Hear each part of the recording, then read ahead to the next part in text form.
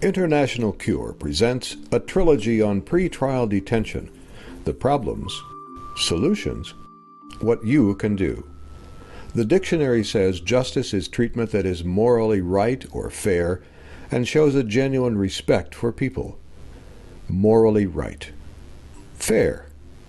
Respect. If you were suspected of committing a crime and were picked up by police for questioning, how much time would you probably spend in jail? Would it be a few hours? Would you get a phone call? Would they let you post bail? Would you be beaten to extract a confession?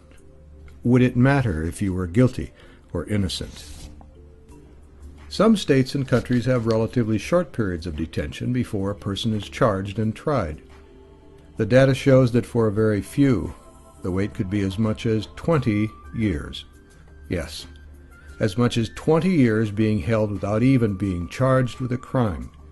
Millions of detainees remain in prison for years without trial. The old adage, "you are guilty until proven rich," stems from the astounding fact that poor people rarely have access to counsel, do not have money for bail, or cannot pay a bribe.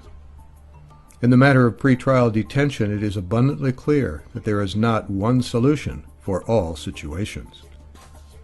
In February of 2011, representatives from 25 countries came together in Abuja, Nigeria, to try and determine what might be done to stop this egregious miscarriage of justice. Using International Cure's 48 Ways Forward to Transform Justice and Prison Systems as a guide, this Fifth World Conference on Human Rights, Criminal Justice, and Prison Reforms examined methods that would have a positive effect to limit pretrial detention.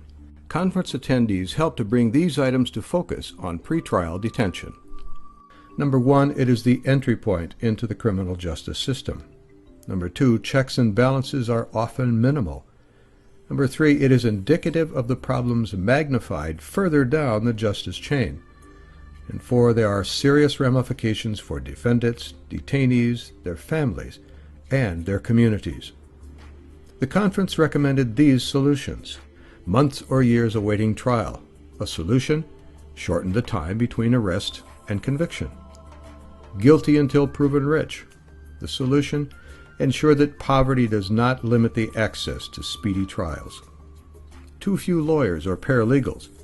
The solution: ensure that either lawyers or paralegals or court specialists are available to aid detainees through the process to trial.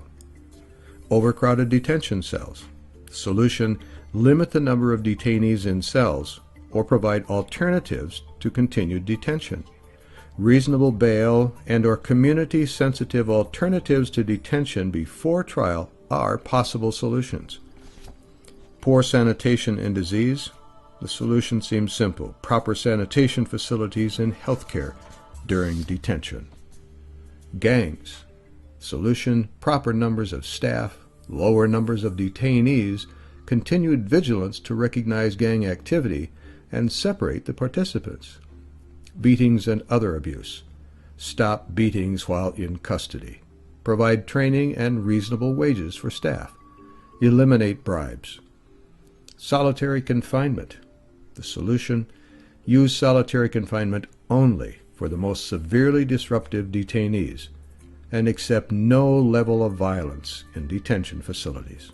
The dictionary says justice is treatment that is morally right or fair and shows a genuine respect for people. Morally right.